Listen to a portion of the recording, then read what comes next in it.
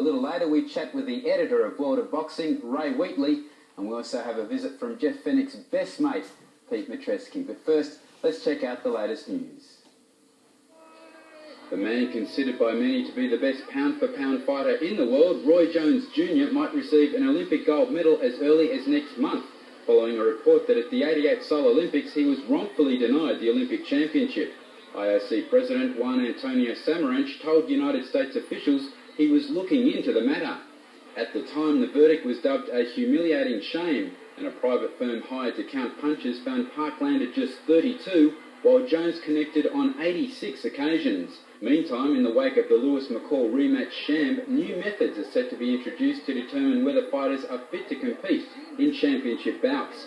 Last week, Oliver McCall appeared to have an emotional breakdown while fighting Lennox Lewis for the vacant WBC heavyweight title. He's complaining.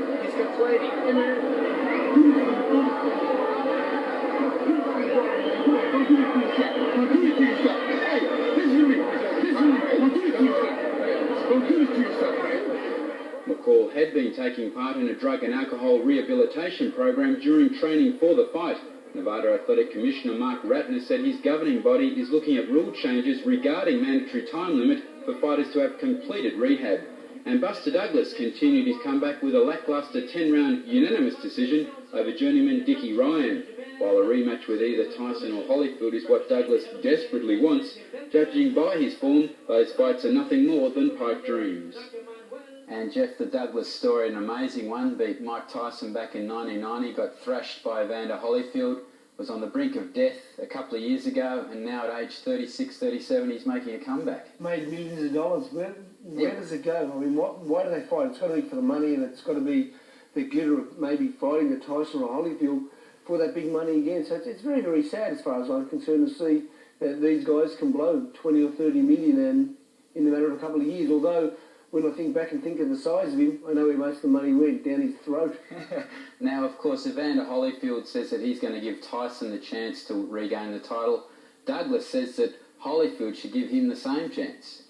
Well, let's take it one step at a time. I think that if Mike Tyson's doing the right thing this time, he will be the heavyweight champion of the world again.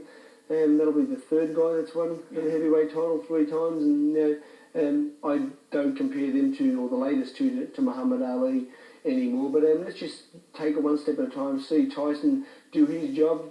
If Douglas has any form, and the form at the moment's nothing, if he does have any form and he warrants a chance to fight for the title again, then he can have it then. And Oliver McCall is going to have to front the Nevada State Athletic Commission. I certainly hope he does get the purse. I mean, I know that what he did was wrong, but you do feel sorry for the man. I do. He's a great guy. I feel sorry for him. I blame the likes of King and the people who let him fight.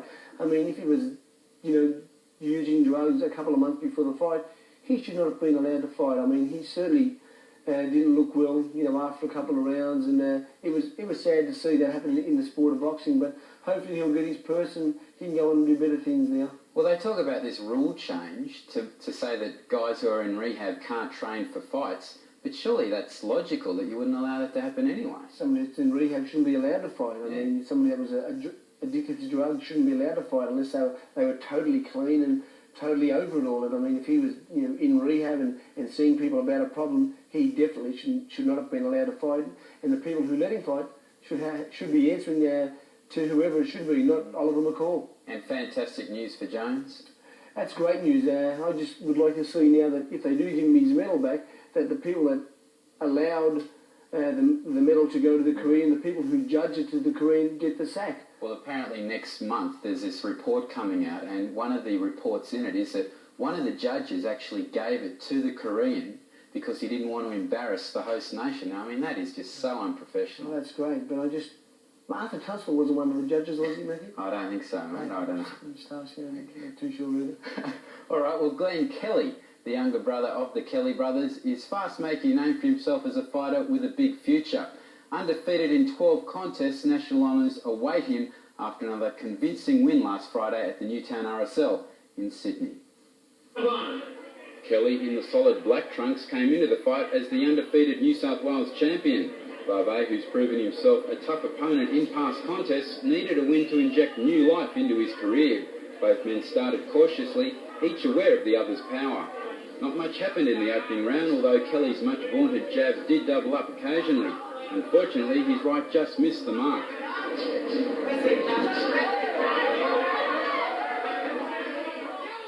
Vave misses with a right and pays the price.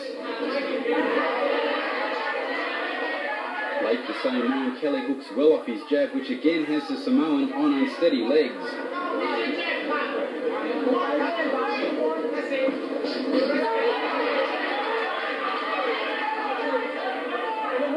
Vave, looking to gain the initiative offensively, looks to land his power punch, the right, but Kelly's evasive skills lead to nothing but frustration for the challenger.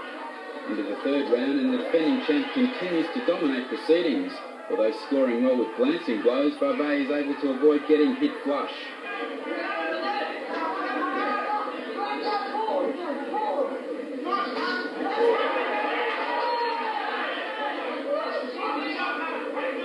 With his confidence growing, Kelly upped the tempo, looking to land with more power shots.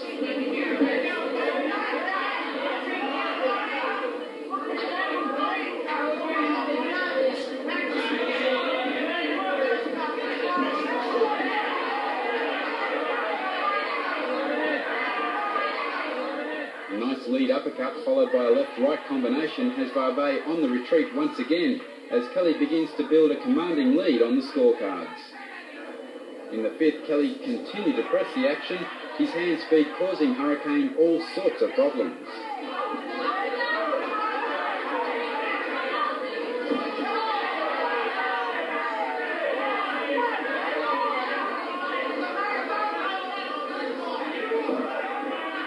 By the seventh, the fight was close to a shutout for the younger of the Kelly brothers.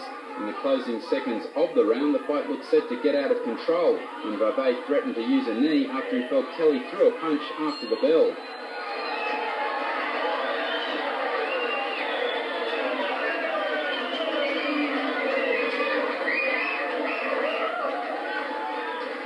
All fired up, Kelly loaded up with the right in the eighth, having some success.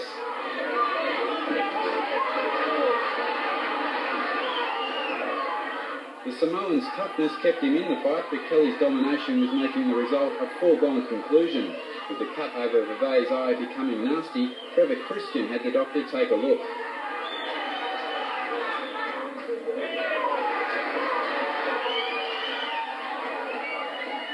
Deeming it was not serious at this stage, he allowed the action to continue. Sensing he could end the fight on a TKO, Kelly went after his wounded opponent.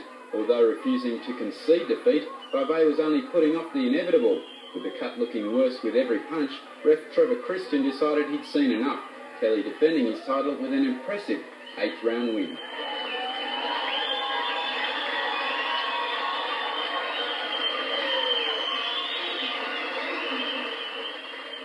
And Jeff, Glen Kelly, a great talent, great jab, good hand speed and good foot movement. Yeah, very strong, improving all the time. Him and his brother improved with every fight. I'm very, very impressed with the Kelly brothers. And I think the referee in that occasion, Trevor Christian, done a great job. I think he's one of the very, very good referees we have. Now, of course, after 12 fights, he's got to obviously begin to lift his opposition. In the light heavyweight division, you've got the likes of Cushion and Marcetta. But beyond that, I mean, what does an Australian fighter do? It's a problem for all Australian fighters. Do they go overseas? Do they take on the expense of bringing opponents in here? I mean, what do you do? Well, the first thing you've got to do is be the best in Australia. I say good luck to the kid. I think he's got great ability, great evasive skills, great hand speed, enough power to hurt people. Let him beat the two top guys in Australia. If he beats them, then they've got to sit down and really see what path they're going to take. Okay, well, we'll be back with a whole lot more right after the break.